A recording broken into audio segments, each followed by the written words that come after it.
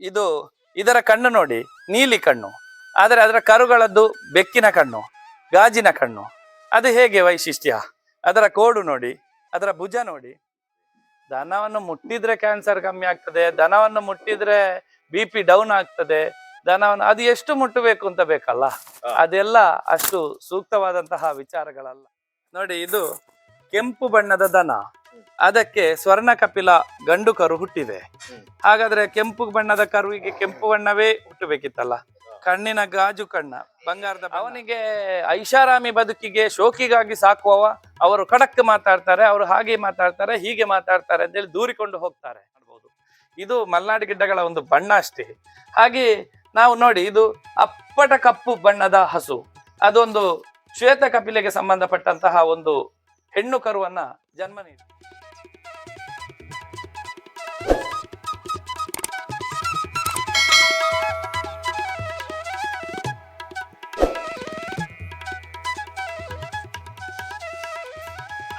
ಸಂಪೂರ್ಣ ಸಹಜ ಕೃಷಿ ಯೂಟ್ಯೂಬ್ ಚಾನಲ್ನ ಎಲ್ಲ ವೀಕ್ಷಕರಿಗೂ ನಮಸ್ಕಾರ. ನಾನು ಶಿವಪ್ರಸಾದ್ ಮಲೆಬೆಟ್ಟು. ಈ ಮಲೆನಾಡು ಗಿಡ್ಡದ ಒಂದು ಅದ್ಭುತವಾಗಿರುವಂಥ ಹಟ್ಟಿಯನ್ನು ನೋಡಿದಾಗ ನಿಮಗೆ ಎಲ್ರಿಗೂ ಕೂಡ ಗೊತ್ತಿರ್ತದೆ. ಯಾರ್ಯಾರು ಯೂಟ್ಯೂಬ್ ನೋಡ್ತಾ ಇರ್ತೀರಿ ಅವರೆಲ್ಲರೂ ಕೂಡ ನನ್ನ 2 ತಿಂಗಳ ಹಳೆಯ ಒಂದು ವಿಡಿಯೋ ನೋಡಿರ್ತೀರಿ. ಮಲೆನಾಡು ಗಿಡ್ಡವನ್ನು ಸಂರಕ್ಷಿಸುವುದಕ್ಕೋಸ್ಕರನೇ ನಮ್ಮ ಜೀವನವನ್ನು ಮುಡಿಪಾಗಿಟ್ಟಿರುವಂಥ ಅಕ್ಷಯ ಅವರ ಹಟ್ಟಿಯಲ್ಲಿದ್ದೇನೆ. ಓಪನ್ ಆಗಿ ಯಾವುದೇ ದನಗಳನ್ನು ಕಟ್ಟದೆ ಇಟ್ಟಿರುವಂಥ ವಿಶೇಷವಾಗಿರುವಂಥ ಒಂದು ಹಟ್ಟಿ ನಿಮಗೆ ಕಾಣಬಹುದು. ದನಗಳು ಅದೇ ರೀತಿಯಲ್ಲಿ ಇನ್ನೊಂದು ಹಟ್ಟಿ ನೋಡಿ, ಈ ರೀತಿ ದನಗಳು ಇಲ್ಲಿ ಯಾವಾಗಲೂ ಕೂಡ 30-40 ದನಗಳಿರ್ತದೆ. ಅದೇ ರೀತಿಯಲ್ಲಿ ನಾನು ಬೇಸಿಕ್ ಇನ್ಫಾರ್ಮೇಷನ್ನ ಇದಕ್ಕಿಂತ ಮೊದಲು ಕೊಟ್ಟಿದ್ದೇನೆ. ಆದರೆ ಇವತ್ತು ನಾನು ಕೊಡ್ತಾ ಇರುವಂಥದ್ದು ಮಲೆನಾಡು ಗಿಡ್ಡಗಳ ಬಗ್ಗೆ ಸತ್ಯ ಮಿಥ್ಯ ಅನ್ನುವಂಥದ್ದು. ತುಂಬ ಬಾರಿ ಒಂದು ರೀತಿಯಲ್ಲಿ ದಾರಿ ತಪ್ಪಿಸುವಂಥ ಕೆಲಸಗಳು ಮಲೆನಾಡು ಗಿಡ್ಡದ ಬಗ್ಗೆ ಬೇರೆ ಬೇರೆ ವಿಚಾರಗಳು ಸೋಷಿಯಲ್ ಮೀಡಿಯಾದಲ್ಲಿ ಬರುತ್ತೆ. ಅದೆಷ್ಟು ಸತ್ಯ ಮಿಥ್ಯ ಅನ್ನುವಂಥ ವಿಚಾರಗಳನ್ನು ನಿಮ್ಮೆದುರಿಗೆ ವಿವರಿಸುವಂಥ ಒಂದು ಪ್ರಯತ್ನವನ್ನು ಮಾಡ್ತೇನೆ. ನೋಡಿ, ಇದು ಅಕ್ಷಯ ಆಳ್ವಗಳ ಒಂದು ಲೆವೆಲ್ನ ದಾಟಿರುವಂಥ ಸ್ವಲ್ಪ ದೊಡ್ಡ ಕರುಗಳದ್ದು ಹಟ್ಟಿ. ನೋಡಿ, ಇದು ಸಣ್ಣ ಕರುಗಳ ಹಟ್ಟಿ. ಈ ರೀತಿಯ ಒಂದು ಹಟ್ಟಿಯ ಪಕ್ಕದಲ್ಲಿ ನಿಂತುಕೊಂಡು ನಿಮಗೆ ಸಂಪೂರ್ಣವಾಗಿರುವಂಥ ಮಾಹಿತಿಯನ್ನು ಕೊಡ್ತೇನೆ. ಬನ್ನಿ, ಅಕ್ಷಯ್ಜಿ ಜೊತೆ ಮಾತುಕತೆಯನ್ನು ಮಾಡೋಣ. ಅಕ್ಷಯ್ಜಿ ನಮಸ್ತೆ. ನಮಸ್ತೆ, ಹೇಗಿದ್ದೀರಿ? ಚೆನ್ನಾಗಿದ್ದೇನೆ. ಇವತ್ತು ನಾನು ಚರ್ಚೆ ಮಾಡ್ತಿರುವಂಥ ಕಂಟೆಂಟ್ ಸಣ್ಣದಾಗಿ ಸ್ವಲ್ಪ ವಿವಾದಿತ ಕಂಟೆಂಟ್. ಯಾಕಂದ್ರೆ ಸತ್ಯ ಮಿಥ್ಯ ಅಂತ ಹೇಳಿದೆ. ಹೌದು. ಅಂದ್ರೆ ಅದನ್ನು ಇನ್ಯಾರು ಹೇಳಲಿಕ್ಕೆ ಆಗುದಿಲ್ಲ, ಅದರದ್ದು ಸತ್ಯತೆಗಳನ್ನು. ಹೌದು. ಯಾಕಂದ್ರೆ ಇಷ್ಟು ವರ್ಷ ಸಾಕಿದ ಅನುಭವ ನೀವು ಹೇಳ್ಬೋದು. ಹೌದು. ಒಟ್ಟಾರೆಯಾಗಿ ಈ ಮಲೆನಾಡು ಗಿಡ್ಡದ ಏನೇನು ಡಿಫರೆಂಟ್ಗಳನ್ನು ನೀವು ಹೇಳಲಿಕ್ಕೆ ಇಚ್ಛೆ ಪಡ್ತೀರಿ? ಮಲೆನಾಡು ಗಿಡ್ಡಗಳು ಎಲ್ಲಾ ವಿಚಾರದಲ್ಲೂ ಡಿಫರೆಂಟ್ಗಳೇ. ಸೃಷ್ಟಿಯ ಒಂದು ಪ್ರಪಂಚದ ಸೃಷ್ಟಿಯ ಒಂದು ಅದ್ಭುತ, ಅದನ್ನೊಂದು ತೋರಿಸಿ ಹೇಳುವಂತಹ ಪ್ರಯತ್ನ ನೀವು ಮಾಡಿದ್ದೀರಿ. ಬಹಳ ಶ್ಲಾಘನೀಯವಾದಂತಹ ವಿಚಾರ ಇದು. ಹಾಗೆಯೇ ಈ ನನ್ನ ಹತ್ರ ಬಹಳ ಜನರು ಕೇಳ್ತಾರೆ, ನನಗೆ ಸ್ವರ್ಣ ಕಪಿಲ ಕೊಡಿ, ನನಗೆ ಶ್ವೇತ ಕಪಿಲ ಕೊಡಿ. ಮಲೆನಾಡು ಗಿಡ್ಡಗಳಲ್ಲಿ 2 ತಳಿ, ಒಂದು ಕಪಿಲೆ ಮತ್ತೊಂದು ಸಾಮಾನ್ಯ ಮಲ, ಹೀಗೆಲ್ಲ ಇಲ್ಲ. ಅದು ಸ್ವರ್ಣ ಕಪಿಲೆ ಆಗ್ಲಿ, ಶ್ವೇತ ಕಪಿಲೆ ಆಗ್ಲಿ, ಇತರ ಬಣ್ಣಗಳಾಗ್ಲಿ, ಎಲ್ಲವೂ ಮಲೆನಾಡು ಗಿಡ್ಡಗಳ ಒಂದೊಂದು ವೈವಿಧ್ಯಮಯವಾದಂತಹ ಬಣ್ಣಗಳೇ ಹೊರತು ಅದು ಮಲೆನಾಡು ಗಿಡಗಳಲ್ಲಿರುವಂತಹ ತಳಿಗಳಲ್ಲ. ಅದನ್ನು ಸಾಕುವ ನಾವು ಧನ್ಯರು ಅಂತ ಹೇಳಿ ಹೇಳಬೇಕು. ಯಾಕಂದ್ರೆ ಈ ಮಲೆನಾಡು ಗಿಡ್ಡ ಭಾಗಗಳಲ್ಲಿ ಮಲೆನಾಡಿನ ಸಂಪತ್ತು ಅದು ವಿನಾಶಕ್ಕೆ ಹೋಗ್ತಾ ಇರುವಂತದ್ದು ಮಾತ್ರ ನಮಗೆ ಬಹಳ ಅಚ್ಚರಿ ಮತ್ತು ಬೇಸರದ ಸಂಗತಿ. ಒಂದು ಆಯುರ್ವೇದಿಕವಾದಂತಹ ಒಂದು ಆಸ್ಪತ್ರೆ ಮನೆಯಲ್ಲಿದ್ದಾಗೆ ಒಂದು ದನ ಇದ್ರೆ, ಯಾಕೆ ಅಂತ ಹೇಳಿದ್ರೆ ಮನುಷ್ಯನಿಗೆ ಅವಶ್ಯಕತೆ ಉಳ್ಳಂತಹ ಆಯುರ್ವೇದಿಕ್ ಸಸ್ಯಗಳನ್ನ ಹುಡುಕಿ ಮೇಯುವಂಥದ್ದು. ಒಂದು ಮಲೆನಾಡು ಗಿಡ್ಡವನ್ನು ನೀವು ಅಬ್ಸರ್ವ್ ಮಾಡಿ, ಅದು ಒಂದೇ ಗಿಡವನ್ನ ಕಾಂಡದಿಂದ ತಲೆಯವರೆಗೆ ತಿನ್ನುವುದಿಲ್ಲ. ಒಂದು ಚಿಗುರನ್ನ ಮೇಯ್ತಾ ಹೋಗ್ತದೆ, ಒಂದು ಚಿಗುರನ್ನು ತಿಂತದೆ, ಇನ್ನೊಂದು ಚಿಗುರನ್ನು ತಿಂತದೆ. ಅದು ಸಹ ಎಲ್ಲ ನಾವು ತೋರಿಸಿದ ಹುಲ್ಲನ್ನು ಹಸಿರಿರುವಂತದ್ದನ್ನು ಪೂರಾ ಮೇಯುವುದಿಲ್ಲ. ಅದಕ್ಕೆ ಬೇಕಾದ್ದನ್ನು ಆಯ್ದು ಆ ಆಯ್ಕೆಯಲ್ಲಿ ಆ ಆಯುರ್ವೇದದ ಸತ್ವಗಳಿರಬಹುದು. ಅದನ್ನು ವೈಜ್ಞಾನಿಕವಾಗಿ ನಾವು ಸ್ವಲ್ಪ ಸ್ಟಡಿ ಮಾಡಿದ್ರೆ ಖಂಡಿತವಾಗಿಯೂ ಅದು ಮೆಡಿಸಿನ್ಗೆ ಸಂಬಂಧಪಟ್ಟ ಸಸ್ಯಗಳನ್ನೇ ಮೇದು ಹಾಲನ್ನ ಅಮೃತವನ್ನ ನೀಡ್ತದೆ. ಮತ್ತು ಅಂತ ಮೇದು ನೀಡಿದಂತಹ ಗೋಮೂತ್ರ ಆಗ್ಲಿ, ಗೋಮಯ ಆಗ್ಲಿ, ಇವುಗಳೆಲ್ಲ ಸರ್ವಶ್ರೇಷ್ಠ ಎಂಬುದು ನಮ್ಮ ಭಾವನೆ. ಸ್ವರ್ಣ ಕಪಿಲ ದನ ಸ್ವರ್ಣ ಕಪಿಲ ಕರುವನ್ನೇ ಹಾಕುವುದಿಲ್ಲ, ಶ್ವೇತ ಕಪಿಲ ದನ ಶ್ವೇತ ಕಪಿಲವೇ ಹಾಕುವುದಿಲ್ಲ. ಯಾಕೆ ಅಂತ ಹೇಳಿ ಅದೊಂದು ತಳಿ ಅಂತ ಹೇಳಿ ಕನ್ಸಿಡರ್ ಮಾಡ್ಬೇಕಾದ್ರೆ ಅದು ಅದರದೇ ತಳಿ ಸಂವರ್ಧನೆ ಅಂತ ಹೇಳಿ. ಸ್ವರ್ಣ ಕಪಿಲಗಳು ಕೇವಲ ಸ್ವರ್ಣ ಕಪಿಲಗಳನ್ನೇ ಹಾಕಿಕೊಂಡು ಹೋದ್ರೆ ಮಾತ್ರ ಅದು ತಳಿ ಅಂತ ಹೇಳಿ ಕನ್ಸಿಡರ್ ಮಾಡಬಹುದು. ಇದು ಮಲ್ನಾಡು ಗಿಡ್ಡಗಳ ಒಂದು ಬಣ್ಣ ಅಷ್ಟೇ. ಹಾಗೆ ನಾವು ನೋಡಿ, ಇದು ಅಪ್ಪಟ ಕಪ್ಪು ಬಣ್ಣದ ಹಸು, ಅದೊಂದು ಶ್ವೇತ ಕಪಿಲೆಗೆ ಸಂಬಂಧಪಟ್ಟಂತಹ ಒಂದು ಹೆಣ್ಣು ಕರುವನ್ನ ಜನ್ಮ ನೀಡಿ. ಗಂಡು ಹೋರಿಸ ಆಗ್ಲಿ ದನ ಆಗ್ಲಿ ಯಾವುದೇ ಕಪಿಲೆಗಳಲ್ಲ, ಆದ್ರೂ ಕೂಡ ಕರು ಗಾಜಿನ ಕಣ್ಣನ್ನು ಹೊಂದಿ. ಅದರೊಂದು ವಿಶೇಷತೆ ತೋರಿಸಿ ಅಂತ ನೋಡುವ. ನೋಡಿ ಹೇಗಿದೆ ಗಾಜಿನ ಕಣ್ಣು ಅಂತ ನೋಡಿ ಸ್ನೇಹಿತರೆ. ಅದರ ಆಕ್ಟಿವ್ನೆಸ್ ನೋಡಿ, ಇಷ್ಟು ಸಣ್ಣದು. ಎಷ್ಟು ದಿನ ಆಯ್ತು ಸರ್ ಇದಕ್ಕೆ? 15 ದಿವಸ ನೋಡಿ, ಆಯ್ತು. 15 ದಿನದಲ್ಲಿ ಶುದ್ಧ ಆಗ್ಲಿಲ್ಲ ಅದು. ಓಡುವಂತದ್ದು ನೋಡಿ ಎಷ್ಟು ಆಕ್ಟಿವ್ ಇದೆ ಅಂತ ಎಕ್ಸೈಸ್ ಹಿಡಿಲಿಕ್ಕೆ ಕಷ್ಟ ಆಗ್ತದೆ. ಹಾ ನೋಡಿ ಅದರ ಕಣ್ಣು ನೋಡಿ, ಹಾ ಗಾಜಿನ ಕಣ್ಣು, ಬಿಳಿ ಕಣ್ಣು ನೋಡಿ. ಹಾ ಬಿಳಿ ಬಿಳಿ ಬಿಳಿ. ಮತ್ತೆ ಅದು ಹುಟ್ಟುತ್ತಾ ಕೆಂಪಾಗಿತ್ತು ಯಾವುದು ಮೈ, ಹಾ ಈ ಮುಖದಲ್ಲಿರುವ ಬಣ್ಣದಲ್ಲಿ. ಹೌದು. ಈಗ ಪೂರ್ತಿ ಬಿಳಿ ಆಗ್ತಾ ಬಂದಿದೆ. 15 ದಿನದಲ್ಲಿ. 15 ದಿನದಲ್ಲಿ ಲೈಟ್ ಆಗ್ತಾ ಬಂದಿದೆ. ಇನ್ನೊಂದು ವಿಶೇಷ ನೋಡಿ ಸ್ನೇಹಿತರೆ, ಬ್ಲಾಕ್ ಅಂಡ್ ವೈಟ್ ನೋಡಿ ಹೇಗಿದೆ ಅಂತೇಳಿ. ಇದು ಬ್ಲಾಕ್ ಇರುವಂತದ್ದು, ಇದು ವೈಟ್ ಇರುವಂತದ್ದು. ಸರ್ ಹೇಳುವಂತದ್ದು, ಈ ಹಸುಗಳಿಂದನೂ ಕೂಡ ಯಾವ ಕಲರ್ನ ಬೇಕಾದ್ರೂ ಕರುಗಳು ಬರಬಹುದು, ಅದು ಒಂದು ಜಾತಿ ಅಥವಾ ಒಂದು ವರ್ಣಕ್ಕೆ ಸೇರಿರುವಂತದ್ದು ಅಲ್ಲ ಅನ್ನುವಂಥದ್ದು ಹೇಳುವಂಥದ್ದು. ಹೇಗೆ ಒಂದು ಆಕ್ಟಿವ್ ಆಗಿದೆ ನೋಡಿ ತಾಯಿಯ ಜೊತೆಯಲ್ಲಿ ಕರು. ನೋಡಿ, ಇದು ಕೆಂಪು ಬಣ್ಣದ ದನ, ಅದಕ್ಕೆ ಸ್ವರ್ಣ ಕಪಿಲ ಗಂಡು ಕರು ಹುಟ್ಟಿದೆ. ಹಾಗಾದ್ರೆ ಕೆಂಪು ಬಣ್ಣದ ಕರುವಿಗೆ ಕೆಂಪು ಬಣ್ಣವೇ ಹುಟ್ಟಬೇಕಿತ್ತಲ್ಲ. ಕಣ್ಣಿನ ಗಾಜು ಕಣ್ಣ, ಬಂಗಾರದ ಬಣ್ಣ, ಸ್ವರ್ಣ ಮೂತಿ ನೋಡಿ ಅದ್ರದ್ದು ಬಿಳಿ, ಕಣ್ಣು ನೋಡಿ ಕಪಿಲೆ. ಓರಿಯು ಕಪಿಲೆ ಅಲ್ಲ, ದನವು ಕಪಿಲೆ ಅಲ್ಲ, ಆದ್ರೆ ಕರು ಕಪಿಲೆ ಆಗಿದೆ. ಅದರ ಗೊರಸು ನೋಡಿ ಎಲ್ಲ ಬಿಳಿಯ ಬಣ್ಣ ನೋಡಿ, 4 ಗೊರಸುಗಳು ಶುದ್ಧ ಬಿಳಿ, ಕಣ್ಣು ಬೆಕ್ಕಿನ ಕಣ್ಣು, ಗಾಜಿನ ಕಣ್ಣು. ಈಗ ಇದು ಕೆಂಪು ಅಂತ ಹೇಳಿದ್ರೆ ಇದು ಕಪಿಲೆ ಅಲ್ಲ, ಅದು ಕಪಿಲೆ ಅಲ್ಲ, ಗೆಂದೆ. ಹೌದು ನೋಡಿ, ಅದರ ತಾಯಿಯ ಕಣ್ಣು ನೋಡಿ ಕೆಂಪು, ಕಪ್ಪು ಬಣ್ಣದ ಕಣ್ಣು. ಇದು ಕರುವಿನ ಕಣ್ಣು. ಹಾಗಾದ್ರೆ ಅದರ ಕರು ಅದೇ ಬಣ್ಣ ಹುಟ್ಟಬೇಕಿತ್ತಲ್ಲ, ಅದು ಯಾಕೆ ಹುಟ್ಟಲಿಲ್ಲ? ಕಪಿಲೆ ಕರು ಹೇಗೆ ಹಾಕಿತು? ಇದೆಲ್ಲ ಸೃಷ್ಟಿಯ ವೈಚಿತ್ರ್ಯ. ಎಲ್ಲಾ ಮಲೆನಾಡು ಗಿಡ್ಡಗಳನ್ನು ಸಹ ಶ್ರೇಷ್ಠ ಎಂದೇ ಪರಿಗಣಿಸಬೇಕೆ ಹೊರತು ಕೇವಲ ಸ್ವರ್ಣ ಕಪಿಲ ಅಥವಾ ಶ್ವೇತ ಕಪಿಲ ಅದು ಒಂದು ಅದರಲ್ಲಿ ಇರುವಂತಹ ಒಂದು ವೈಚಿತ್ರ್ಯವಾದಂತಹ ಬಣ್ಣ, ಅದು ಮಲೆನಾಡು ಗಿಡ್ಡದ ವಿಶೇಷತೆಯೇ ಹೊರತು ಆ ಬಣ್ಣದ ವಿಶೇಷತೆ ಅಲ್ಲ. ಈಗ ಉದಾಹರಣೆಗೆ ನಿಮ್ಮದು ಅಥವಾ ನಂದು ಯಾರದೇ ವ್ಯಕ್ತಿಗಳದ್ದು, ಜನರದ್ದು, ಸಂಸ್ಥೆಗಳದ್ದು, ಯಾವ್ದ್ರದ್ದು ಕೂಡ ನಾವು ಒಂದು ಒಳ್ಳೇದನ್ನು ಹೇಳ್ಬೇಕಾದ್ರೆ ಅದನ್ನು ಅತಿರೇಕ ಮಾಡಬಾರ್ದು ಅಂತ ನಾವು ಹೇಳ್ತೇವೆ. ಹೌದೌದು, ಖಂಡಿತ. ಅದರಲ್ಲಿ ಮೊನ್ನೆ ನಾನು ಒಂದು ಕಡೆ ನೋಡ್ತಿದ್ದೆ, ಖಾಲಿ ಒಂದು ದನನ ಮುಟ್ಟಿದ್ರೆ ಸಾಕು ಕ್ಯಾನ್ಸರ್ ಕಡಿಮೆ ಆಗತ್ತೆ ಅನ್ನುವಂಥದ್ದು ಒಬ್ರು ಹೇಳ್ತಿದ್ರು. ಅದ್ರ ಬಗ್ಗೆ ನೀವೇನ್ ಹೇಳ್ತೀರಿ? ದನವನ್ನು ಮುಟ್ಟಿದ್ರೆ ಕ್ಯಾನ್ಸರ್ ಕಮ್ಮಿ ಆಗ್ತದೆ, ದನವನ್ನು ಮುಟ್ಟಿದ್ರೆ BP ಡೌನ್ ಆಗ್ತದೆ, ದನವನ್ನು ಅದು ಎಷ್ಟು ಮುಟ್ಟಬೇಕು ಅಂತ ಬೇಕಲ್ಲ, ಅದೆಲ್ಲ ಅಷ್ಟು ಸೂಕ್ತವಾದಂತಹ ವಿಚಾರಗಳಲ್ಲ. ಪೂರ್ಣ ಪ್ರಮಾಣದಲ್ಲಿ ಮುಟ್ಟಿದ್ರೆ BP 0ಗೆ ಬಂದ್ರೆ ಹಾಗೆಲ್ಲ ಇರ್ತದೆ. ಅದನ್ನ ಅಲ್ಲಲ್ಲ ಹೇಳಿ ತಮಾಷೆ ಅಲ್ಲ, ವಿಚಾರವನ್ನು ಹೇಳಿದ್ದು. ಹಾಗೆ ಅಂತದೆಲ್ಲ ಅವೈಜ್ಞಾನಿಕ ವಿಚಾರದಲ್ಲಿ ಜನರನ್ನು ಹಾದಿ ತಪ್ಪಿಸುವುದು ಸೂಕ್ತ ಅಲ್ಲ. ಅದು ಮಲೆನಾಡು ಗಿಡ್ಡಗಳನ್ನ ಸಾಕಿ ಸಲಹಬೇಕು, ಅದು ಗುಡ್ಡೆ ಮಲೆಗಳನ್ನು ಮೇಯ್ಬೇಕು. ಮೇಯ್ದು ಬಂದಂತಹ ಹಾಲನ್ನ ನಿತ್ಯ ನಿರಂತರವಾಗಿ ನಾವು ಬಳಕೆ ಮಾಡಬೇಕು. ಅದರ ಗವ್ಯೋತ್ಪನ್ನಗಳನ್ನ ನಿತ್ಯ ನಿರಂತರವಾಗಿ ಬಳಕೆ ಮಾಡಬೇಕು. ಆಗ ರೋಗ ನಿರೋಧಕ ಶಕ್ತಿ, ಈಗ ಏನ್ ಹೇಳ್ತಾರ ಇಮ್ಯುನಿಟಿ ಪವರ್ ಅಂತ ಹೇಳಿ, ಅದು ನಮ್ಮ ಹತ್ರ ಹೇರಳವಾಗಿರ್ತದೆ. ಯಾವುದೇ ಕಾಯಿಲೆ ಕಸಾಲೆಗಳು ಅಷ್ಟು ಸುಲಭದಲ್ಲಿ ಬರುವುದಿಲ್ಲ. ಹಾಗೆಯೇ ಮಲೆನಾಡು ಗಿಡ್ಡಗಳನ್ನ ಹಾಲನ್ನು ಕುಡಿದ್ರೆ ಮೂಲದಿಂದಲೇ ಕ್ಯಾನ್ಸರ್ ಬಂದ ಮೇಲೆ ದನದ ಹಾಲು, ತುಪ್ಪ, ಮೊಸರು, ಮಜ್ಜಿಗೆಯನ್ನು ಬಳಕೆ ಮಾಡಿದ್ರೆ ಅದು ತುಂಬಾ ಪರಿಣಾಮಕಾರಿ ಆಗಲಾರದು. ಮತ್ತೆ ಅದನ್ನು ಬಳಕೆ ಮಾಡುವ ವಿಧಾನಗಳು ಸಹ ಹಾಗೆ ಇರ್ತವೆ. ತಿಳಿದವರು ಮಾತ್ರ ಮಾಡಿದ್ರೆ ಮಾತ್ರ, ಹೇಳಿದ್ರೆ ಮಾತ್ರ ಆ ಕ್ಯಾನ್ಸರ್ಗೆ ಔಷಧಿಯಾಗಿ ಪರಿಣಮಿಸೀತೆ ಹೊರತು ನಾವು ಮಲೆನಾಡು ಗಿಡ್ಡವನ್ನು ಕೊಂಡೋಗಿ ಮತ್ತೆ ಕ್ಯಾನ್ಸರ್ ಕಡಿಮೆ ಆಗದೆ ಅವರು ತೀರಿ ಹೋದ್ರೆ ನಾವು ಮಲೆನಾಡು ಗಿಡ್ಡಗಳನ್ನು ದೂರಿಕೊಂಡು ಕೂತ್ಕೊಳ್ಳುವುದು ಸೂಕ್ತ ಅಲ್ಲ. ಮೂಲದಿಂದಲೇ ಮಕ್ಕಳಿಂದಲೇ ಮಲೆನಾಡು ಗಿಡ್ಡ ಹಾಲನ್ನು ಕೊಡಬೇಕು. ಇಮ್ಯುನಿಟಿಯನ್ನು ಮಕ್ಕಳಿಗೆ ಹೆಚ್ಚಿಸಬೇಕು. ಜರ್ಸಿ HF ಗಳಂತಹ ವಿದೇಶಿ ತಳಿಗಳ ಹಾಲುಗಳನ್ನು ಯಥೇಚ್ಛವಾಗಿ ಕೊಟ್ಟು ರೋಗ ಬಂದ ಮೇಲೆ ಮಲೆನಾಡು ಗಡ್ಡದ ಹಾಲನ್ನು ಕುಡಿಸಿದ್ರೆ ಅದು ಪರಿಣಾಮ ಬೀರಲಾರದು ತುಂಬಾ. ಈಗ ನೀವು ಮತ್ತೆ ಒತ್ತಡ ಮತ್ತು ಮನುಷ್ಯನಿಗೆ ಯಾವುದೇ ಕಾಯಿಲೆಗಳಾಗ್ಲಿ ಮತ್ತೆ ಯಾವುದೇ ವಿಚಾರಗಳಲ್ಲಿ ಮಾನಸಿಕ ಕಾಯಿಲೆಗಳ ಖಿನ್ನತೆಗಳೆಲ್ಲ ಬರುವಂತದ್ದು ಒತ್ತಡದಿಂದ. ಹಸು ಮನೆಯಲ್ಲಿದ್ರೆ ಅವನಿಗೆ ಚಿಂತನೆಗೆ ಬೇರೆ ಚಿಂತೆಗಳಿಗೆ ಅವಕಾಶ ಇರುವುದಿಲ್ಲ.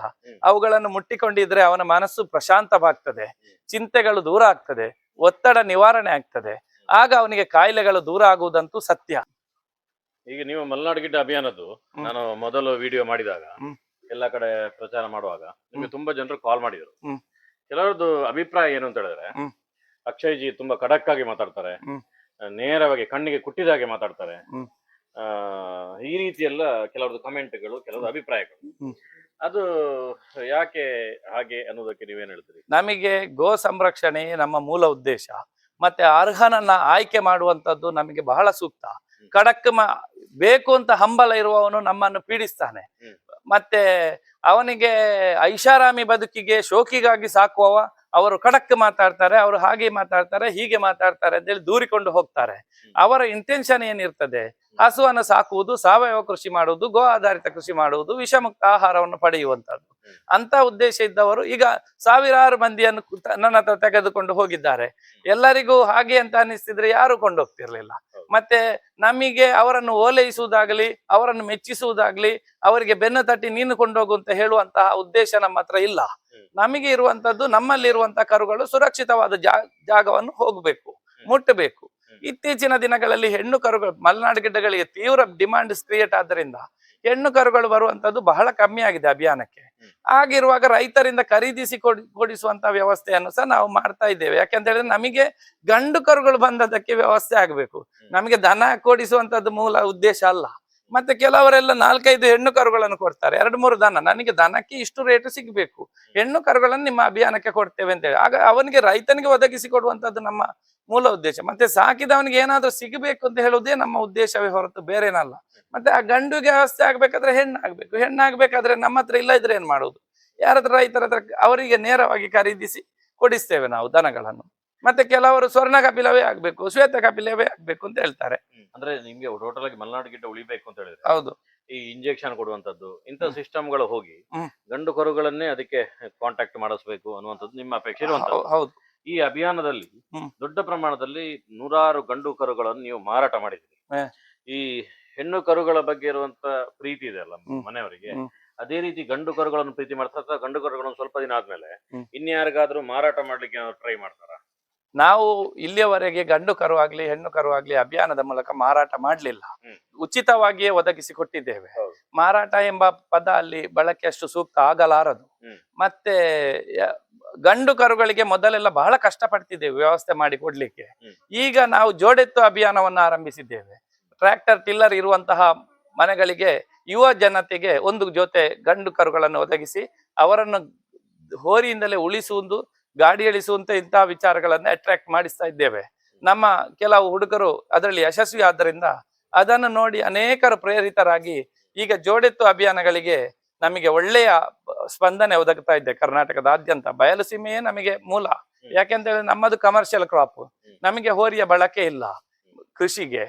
ಆದ್ದರಿಂದ ಬಯಲು ಸೀಮೆಯಲ್ಲಿ ಉಳುಮೆ ಇರುವುದರಿಂದ ಅಲ್ಲಿಗೆ ಕಳಿಸುವಂತದ್ದು ಆಗ್ತದೆ. ಈಗ 5 ಜೋಡೆತ್ತು 10 ಜೋಡೆತ್ತುಗಳೆಲ್ಲ ಹೋಗ್ತವೆ, ಸುರಕ್ಷಿತ ಜಾಗದಲ್ಲಿ ಉಳಿದುಕೊಳ್ತಾ ಇವೆ. ಮತ್ತೆ ಕ್ರಾಸಿಂಗ್ ಜನರಿಗೆ ಒಂದು ಅವೇರ್ನೆಸ್ ಕ್ರಿಯೇಟ್ ಆಗಿದೆ, ಕ್ರಾಸಿಂಗಿಗೆ ಹೋರಿಯನ್ನೇ ಉಪಯೋಗಿಸಿದರೆ ಸೂಕ್ತ ಅಂತ. ಆದ್ದರಿಂದ ಈ ಕ್ರಾಸ್ ಜೋಡಿ ನಿಲ್ಲದೆ ಇರುವಂತದ್ದು, ಮತ್ತೆ ದನಗಳು ಸರಿಯಾದ ಸಮಯಕ್ಕೆ ಕರು ಹಾಕದೇ ಇರುವಂತದ್ದು, ಇಂಥ ಎಲ್ಲ ಸಮಸ್ಯೆಗಳಿಗೆ ಪರಿಹಾರ ಎಂಬುದು ಈ ಅಭಿಯಾನದ ವತಿಯಿಂದ ಹೋರಿ ಸಾಕಿದ್ರೆ ಮಾತ್ರ ಅಂತ ಅಂದ್ಕೊಂಡು ಎಲ್ಲರೂ ಹೋರಿ ಸಾಕ್ತಾ ಇದ್ದಾರೆ. ಆಲ್ಮೋಸ್ಟ್ ಕೊಟ್ಟದ್ದೆಲ್ಲ ಸಾರ್ಥಕ ಆಗಿದೆ, ನಮಗೆ ಸಾರ್ಥಕ ಭಾವನೆ ಇದೆ. ಇದರಲ್ಲಿ ಒಂದು ವಿಶೇಷತೆ, ಇದರ ತಾಯಿ ಒಂದು ನುಸು ಕೆಂಪು ಬಣ್ಣ, ಆದ್ರೆ ಕರು ಶುದ್ಧ ಬಿಳಿ ಬಂದಿದೆ. ಇದು ಸಹ ಒಂದು ವಿಶಿಷ್ಟ ಅಂತ ಹೇಳಿ ತಿಳಿಸ್ಲಿಕ್ಕೆ ಇಚ್ಛೆ ಪಡ್ತಾ ಇದ್ದೇನೆ. ಇರುವಂತದ್ದು ಆ ಕಪಿಲೆ, ಹೋರಿ ಕಪಿಲೆ ಅಲ್ಲ, ಅದರ ಕಣ್ಣು ನೀಲಿ ಇದೆ ನೋಡಿ, ಅದರ ಕರು ಗಾಜಿನ ಕಣ್ಣು ಬಂದಿದೆ. ಆ ಬಿಳಿಯದ್ದು ಸಹ ಇದನ್ನೇ ಮಗಳೇ, ಎಲ್ಲವೂ ಇದರ ಮಕ್ಕಳೇ ಹೆಚ್ಚಾಗಿ ಇರುವಂತದ್ದು. ಅಲ್ಲಿ ಒಂದು ಕೆಂಪು ಕಲರ್ನ ಕರು ಬಂದಿದೆ ನೋಡಿ, ಆದ್ರೂ ಇದರ ಮಗಳೇ. ಇದರಲ್ಲಿ ವಿಶೇಷ ನೋಡಿ, ಅದರ ಮೈಯನ್ನು ತಿರುಗಿಸಿ ಕೊಡುವುದು ನೋಡಿ, ಸ್ನಾನ ಮಾಡಿಸ್ಲಿಕ್ಕೆ ಪೂರ ಪಾರ್ಟ್ಗಳಿಗೆ ಬೀಳುವ ಹಾಗೆ. ಇನ್ನು ಹೋಗ್ತಾ ಹೋಗ್ತಾ ಹೋಗ್ತಾ ತಿರುಗಿಸಿ ಕೊಡ್ತದೆ ಇದು ನೋಡಿ ನೋಡಿ ನೋಡಿ ನೋಡಿ ನೋಡಿ, ಎಲ್ಲಿಗೆ ಹಾಕಬೇಕು ನೀರು ಅಂತ.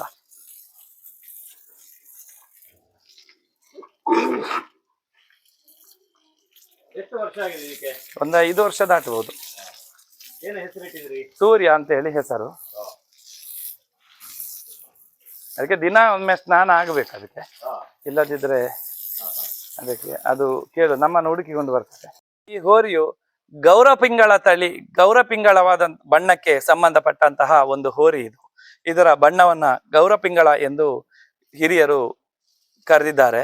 ಹಾಗೆ ಇದರ ಕಣ್ಣು ನೋಡಿ ನೀಲಿ ಕಣ್ಣು, ಆದರೆ ಅದರ ಕರುಗಳದ್ದು ಬೆಕ್ಕಿನ ಕಣ್ಣು, ಗಾಜಿನ ಕಣ್ಣು. ಅದು ಹೇಗೆ ವೈಶಿಷ್ಟ್ಯ? ಅದರ ಕೋಡು ನೋಡಿ, ಅದರ ಭುಜ ನೋಡಿ.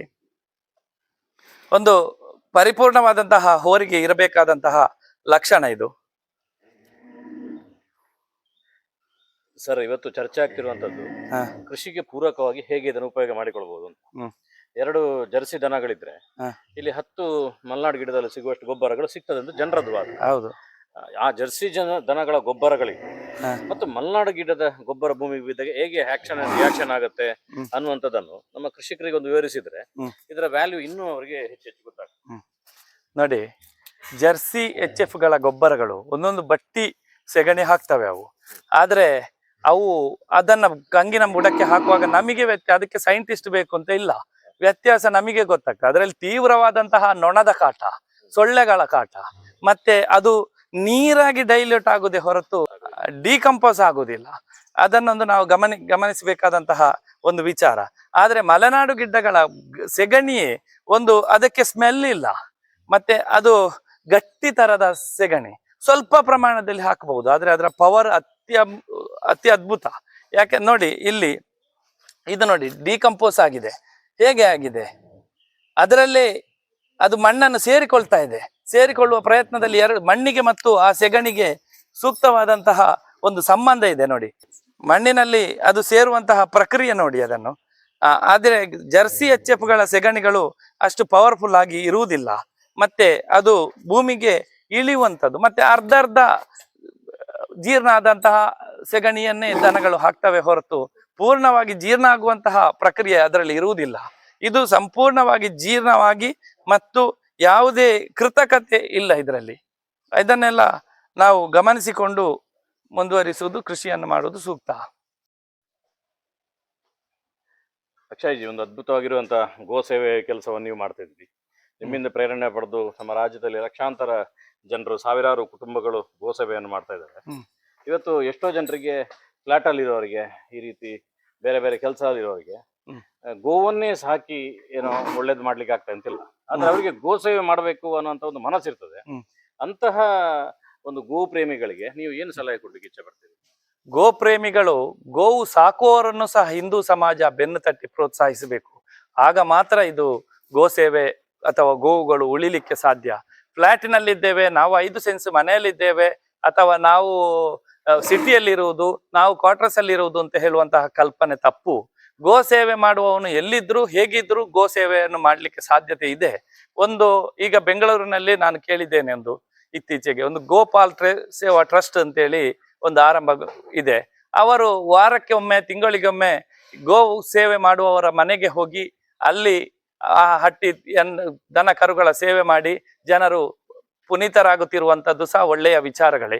ಹಾಗೆಯೇ ಹೆಂಗಸರು, ಮಕ್ಕಳು, ನಮಗೆ ಅಂತಹ ಸೌಲಭ್ಯವಿಲ್ಲ, ಯಾವ ರೀತಿ ನಾವು ಮಾಡಬಹುದು ಅಂತ ಹೇಳಿದ್ರೆ ನಮ್ಮ ಗವ್ಯೋತ್ಪನ್ನಗಳನ್ನು ಬಳಕೆ ಮಾಡಬೇಕು. ಗವ್ಯೋತ್ಪನ್ನಗಳು ಧೂಪ, ದೀಪ, ಮತ್ತೆ ಅದರಿಂದ ಅಗರ್ಗಡ್ಡಿಗಳು, ಹಾಗೆ ಬಿದಿರನ್ನು ಉರಿಸುವಂತಹ ಪದ್ಧತಿ ಹಿಂದೂ ಸಂಪ್ರದಾಯದಲ್ಲಿ ಇಲ್ಲ. ಈಗ ಅಗರ್ಬತ್ತಿ ಇರುವಂತದ್ದು ಬಿದಿರಿನ ಕಡ್ಡಿಯಿಂದ ಅದನ್ನು ನಾವು ಮೆತ್ತಿ ಮಾಡುವಂತಹ ಒಂದು ವಿಚಾರದಲ್ಲಿ ಇವತ್ತು ದೇವಸ್ಥಾನ ಎಲ್ಲ ಪೂಜೆ ಗೀಜೆ ಎಲ್ಲ ಪ್ರತಿಯೊಂದರಲ್ಲಿ ಸಹ ಅಗರಬತ್ತಿಗಳೇ ಕಾಣ್ತವೆ. ಆದರೆ ನಮ್ಮ ಸಂಪ್ರದಾಯ ಪ್ರಕಾರ ನಾವು ಧೂಪವನ್ನು ಬಳಕೆ ಮಾಡುವಂಥದ್ದು, ಅಗರ್ ಕಡ್ಡಿಯನ್ನ ಎಲ್ಲಿ ಬಳಕೆ ಮಾಡುವುದು ಅಂತ ಹೇಳುವಂಥದ್ದು ಸೂಕ್ತ ಅಲ್ಲ. ಆದರೂ ಕೂಡ ಬಿದಿರಿನ ಕಡ್ಡಿಗಳನ್ನು ಸುಡುವಂಥದ್ದು ಮನೆಯೊಳಗೆ ನಮ್ಮ ಸಾಂಪ್ರದಾಯಿಕ ವಿಚಾರ ಅಲ್ಲ. ಹಾಗೆಯೇ ಧೂಪಗಳನ್ನ, ದೀಪಗಳನ್ನ ಗೋಮಯದಿಂದ ತಯಾರಿಸಿದಂತಹ ಅನೇಕ ಗವ್ಯ ತುಪ್ಪ, ಮಲೆನಾಡು ಗಿಡ್ಡಗಳನ್ನು ಸಾಕ್ಲಿಕ್ಕೆ ಕೂಡದವರು ನಾವು ಹೇಗೆ ಬಳಕೆ ಮಾಡಬೇಕು? ತುಪ್ಪವನ್ನು ಬಳಕೆ ಮಾಡಿ. ಆಗ ಸಾಕುವಂತಹ ಗೋ ಪ್ರೇಮಿಗಳು ಮತ್ತೆ ಗೋವುಗಳನ್ನ ಸಾಕಿ ದಿನ ತೆಗೆಯುವಂತಹ ಎಷ್ಟೋ ಕುಟುಂಬಗಳಿದ್ದಾವೆ, ಅವುಗಳು ಮೇಲೆ ಬರ್ತವೆ. ಹಾಗೆಯೇ ನಮ್ಮ ಶಿವಪ್ರಸಾದಣ್ಣ ಮಲೆಬೆಟ್ಟು ಅವರು ಸಹ ಈಗ ಗವ್ಯೋತ್ಪನ್ನಗಳ ಒಂದು ಮಾರಾಟ ಮತ್ತು ರೈತರನ್ನ ಪ್ರೋತ್ಸಾಹಿಸು, ಗವ್ಯೋತ್ಪನ್ನಗಳನ್ನು ತಯಾರಿಸುವವರನ್ನ ಬೆನ್ನು ತಟ್ಟಿ ಪ್ರೋತ್ಸಾಹಿಸುವಂತಹ ಒಂದು ಉದ್ದೇಶದಿಂದ ಗವ್ಯೋತ್ಪನ್ನಗಳನ್ನು ಒದಗಿಸುವಂತಹ ವ್ಯವಸ್ಥೆಯನ್ನೂ ಮಾಡಿದ್ದಾರೆ.